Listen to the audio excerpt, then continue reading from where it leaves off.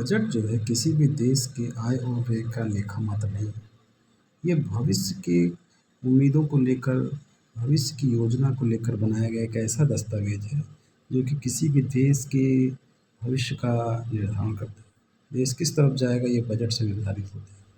इस वर्ष से यद्यपि कुछ राज्यों में चुनाव थे, परंतु बजट को लोक लुभावन मुद्दों से दूर रखा गया और एक लंबी नीति को ध्यान में रखते हुए 53.47 लाख करोड़ रुपए का बजट जो है 26-27 का उसको जारी किया गया भारत के वित्त मंत्री के द्वारा। अब तक जो है जो 26 और 27 के बजट की महत्वपूर्ण घोषणाएं हैं, उसमें बायो फार्मा शक्ति योजना के तहत 5 वर्षों में 10,000 करोड़ का निवेश किए जाने का प्रोग्राम किया गया है, जिससे कि स्वास्थ्य संबंधित समस्याओं को दूर किया जा सके। भारत में डाटा सेंटर बनाने के लिए छूट देने का भी प्रावधान किया गया, जिससे कि बहुत सारे इकोनॉमिक इलेक्ट्रॉनिक सेक्टर को फायदा होगा। सेमी कंडक्टर मिशन के रूप में शुरुआत की गई है।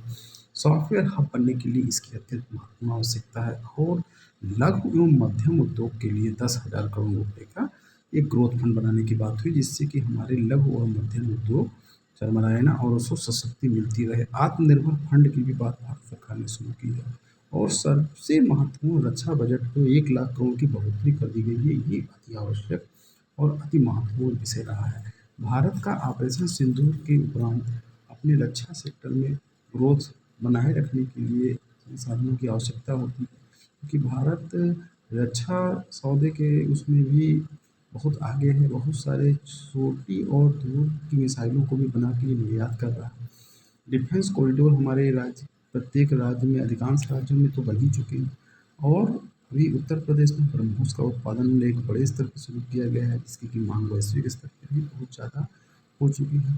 तो इस प्रकार से 1 लाख करोड़ की जो बढ़ोतरी रक्षा बजट में की गई है, ये आने वाले समय में इसके बहुत दूरगामी परिणाम जो है भारत में देखने को मिलेंगे। पड़ोस के देशों में भारत, चीन और पाकिस्तान के नज़र में यह जो है अलॉटमेंट या ये एलोकेशन बहुत ही मायने रख रहा है। और तीसरा सबसे इम्पोर्टेंट महत्वपूर्ण मुद्दा रहा है इस बजट का रेल कॉरिडोर के संदर्भ में, जो हाई स्पीड रेल कॉरिडोर बनाने के लिए एलोकेशन करके रखा गया है।